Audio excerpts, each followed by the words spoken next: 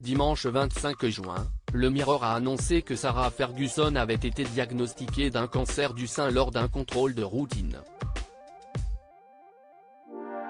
La duchesse d'York et ex-femme du prince Andrew a été opérée avec succès dans la journée et se repose désormais à son domicile, en famille.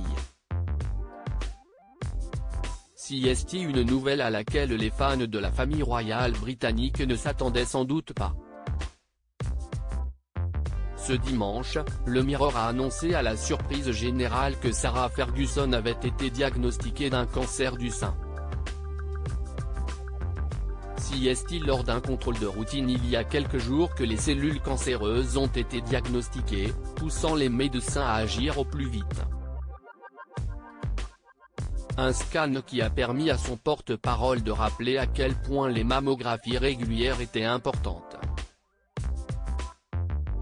La duchesse d'York a donc été opérée ce dimanche à l'hôpital King Edward VII dans le centre de Londres, avec succès.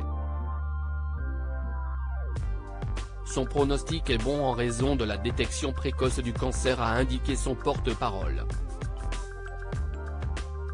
La duchesse souhaite exprimer son immense gratitude envers le personnel médical qui l'a soutenue ces derniers jours. Elle veut également remercier le personnel impliqué dans sa mammographie qui a détecté le cancer, autrement asymptomatique, a-t-il ajouté.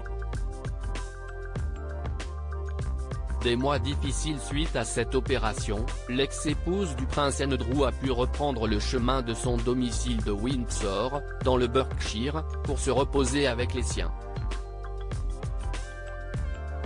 C'est en tout cas une nouvelle épreuve pour Sarah Ferguson, qui voit son clan se déchirer depuis quelques années et le scandale autour de son ex-mari, accusé de viol sur mineur dans le cadre de l'affaire Jeffrey Epstein. La maman des princesses Béatrice et Eugénie s'est également retrouvée encore un peu plus en marge de la famille royale britannique suite à la disparition d'Elisabeth II, dont elle était restée proche. Ce qui n'est pas le cas du nouveau souverain Charles III, qui n'avait carrément pas convié son ex-belle-sœur à son couronnement le 6 mai dernier. Un événement auquel Fergie avait néanmoins assisté, entouré des pensionnaires d'une maison de retraite. Et des corgis de la reine, dont elle s'est vue confier la garde. Des toutous qui vont désormais pouvoir lui tenir compagnie pendant qu'elle récupère de son opération.